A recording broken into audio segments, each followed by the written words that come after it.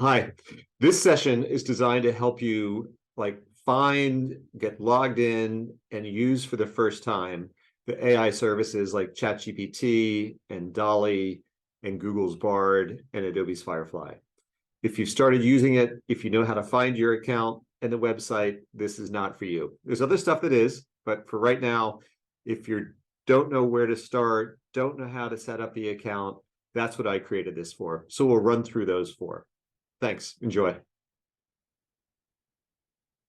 So let's start with what is sort of my go-to, which is ChatGPT. We can just go and enter that into Google. The first thing that comes up is introducing ChatGPT. Click on that. See, there's a button that says try ChatGPT. So if you click on that, it brings up a very simple screen. If you have an account, you can log in. If you haven't, you can sign up.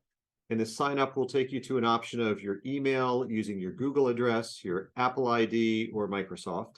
So since I have one, I'll just go to log in. And this will get us to the same spot that you would get to after you go through and create your account.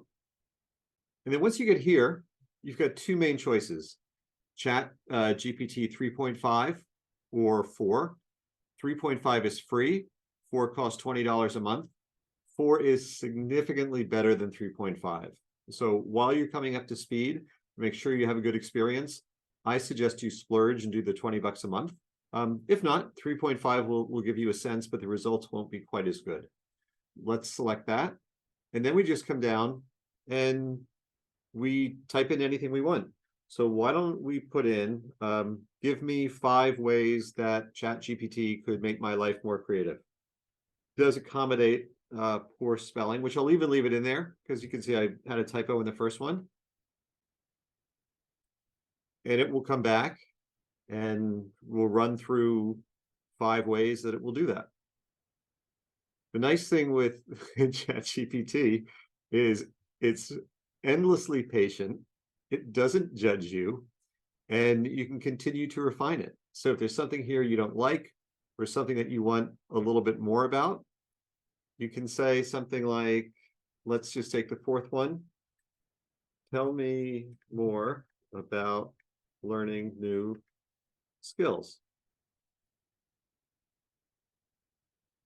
And if you noticed up on the top left over here, it will keep a listing of all of your past conversations that you've had.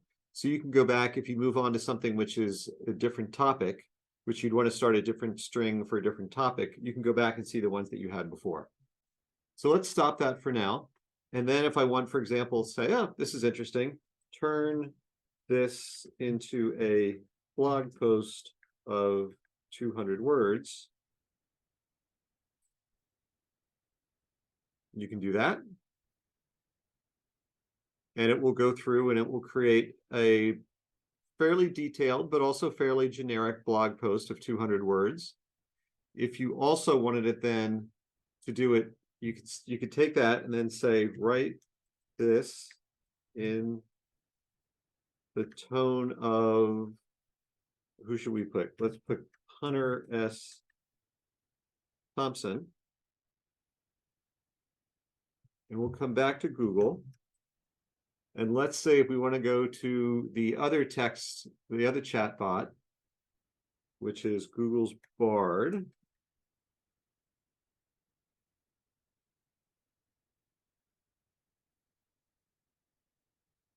Right, so this is Bard. Looks different, but the similarity is there's a simple prompt line at the bottom. It gives you a little bit more suggestions for getting started, but we'll just put the similar prompt in.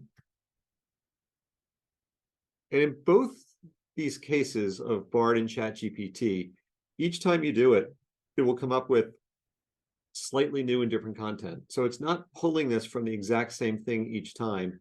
It's going out and recreating it fresh. Bard and ChatGPT are slightly different. ChatGPT, I like it more. I find the results are more in-depth and just more aligned with what I'm looking for.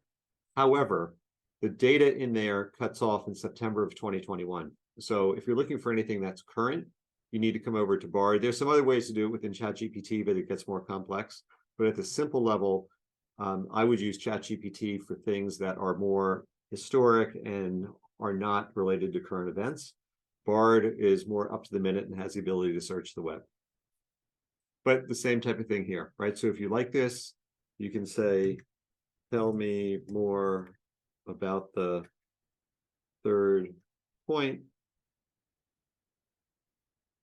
And one of the things that's nice is, unlike searching, you don't need to be quite as specific. You really can think about it as if you're having a conversation with someone.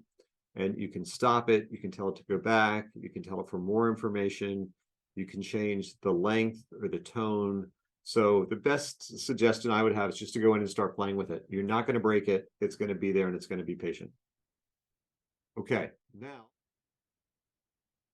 now let's go to some of the text to image generators. The main one that's been out the longest is Dall-E, which is also from OpenAI, like ChatGPT. So if we click on that, same thing, bottom left, try Dall-E. And after you go through the login, you'll come to, once again, a simple one-line input. And you can say a sketch of a dog riding a bicycle with a hat. So it takes a few minutes, and what they do is they'll come back and they'll give you 4 different options. So here you go, a sketch of a dog riding a bicycle with a hat. So I don't want a sketch, I want a photo of it riding, let's just say, an old-fashioned bicycle. And the other thing you'll notice is on the right-hand side, these are actually all of the things that I've done in the past. So this maintains your history. So up come the dogs. If you want this dog that looks terrified, you can click on that. That little tab will download it. You can look at additional variations. You can share it. You can save it. There are ways you can do some editing on it. And as I said, if I want to go back and look at these here, this is the same thing. This is, you can go back and see the prompt that you did.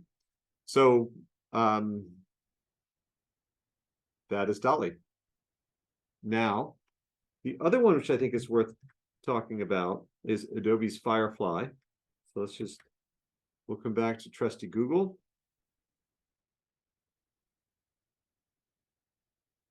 Adobe Firefly.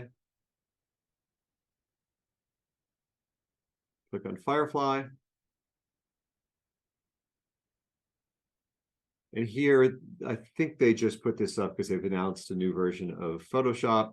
But if we click on Explore Firefly, that will take us over. And then here you have a couple more options. One is the text to image, which is similar to what you saw in Dall-E. But the thing I like here is they start with these examples. So if we click on the example, you can see the 4 images, you can see the prompt. One of the differences with Firefly is it actually gives you some support here. So you can say, I want it as a photo, as an art, as graphic, different styles. So you can scroll through and make some adjustments. You can also adjust the orientation, landscape, portrait, square, for example.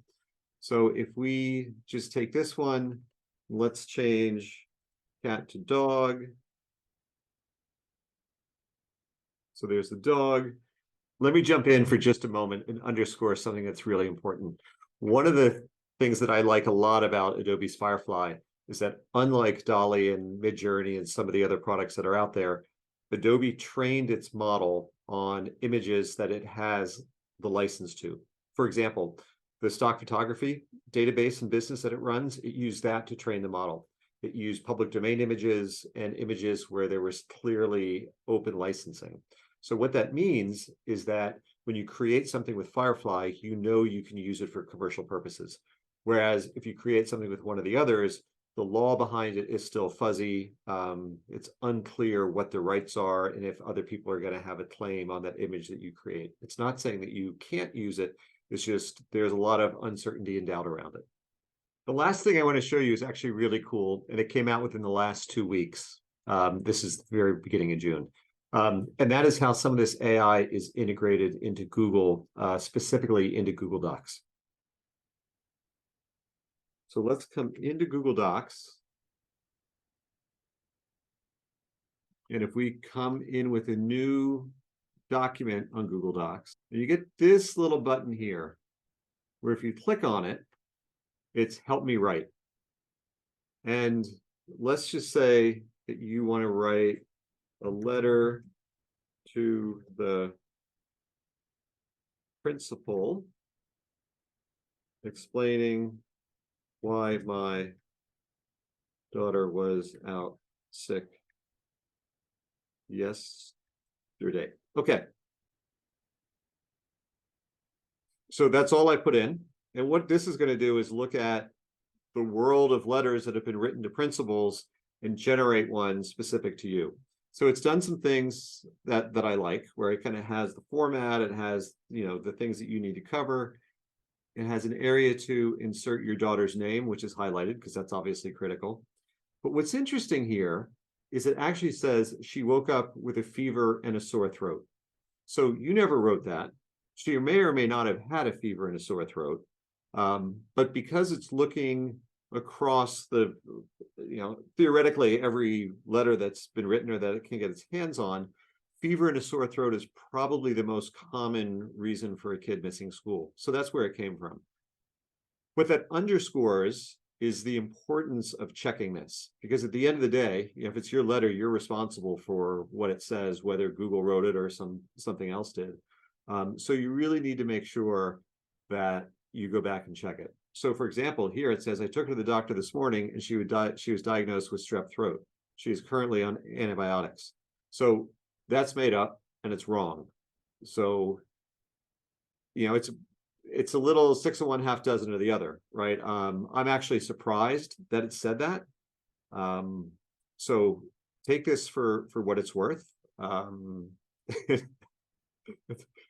some ways, it's not a great example, but then again, it also is, because one of the challenges with all of these models is it doesn't give you a confidence indicator. So for example, it doesn't tell you like, this may be what she has, it's likely to be what she has.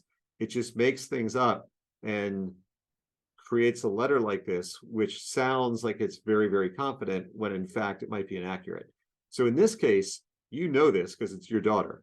But if it's something that you don't know as much about, just be warned that these models do come back and they're not infrequent, they're frequently incorrect in some of the things they come back with, but they come back with this great degree of confidence. So that's a good one to close on because it does illustrate some of the challenges behind these models. So with that, go forth, have fun, be careful. Any questions, any comments, feel free to drop me an email or a text. Thanks for coming by. I hope you found this useful. Personally, I really enjoy doing these sessions. I like doing them as interactive workshops. I think it's critical that all of us lean in and embrace what's happening with AI, right? I firmly believe that it can be our creative co-pilot, help us be more productive, lead better, fuller lives if we use it the right way. So one of the things I would challenge you with is I download it on my phone and carry it around with me all the time. So try it for a week. Try it, but don't put in any personal or business confidential information. That all gets fed up into the model, and you want to keep that to yourself. There are ways to address that, but we won't get into that now. So again, thank you. This has been fun. I love doing this. It's super important for us all to lean in and begin to understand how these tools work, how they don't work, where the limitations are.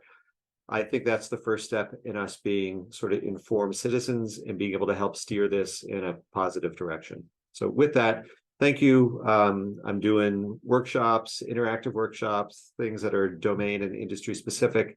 So if you're interested, reach out and I'm happy to share more information. Thanks.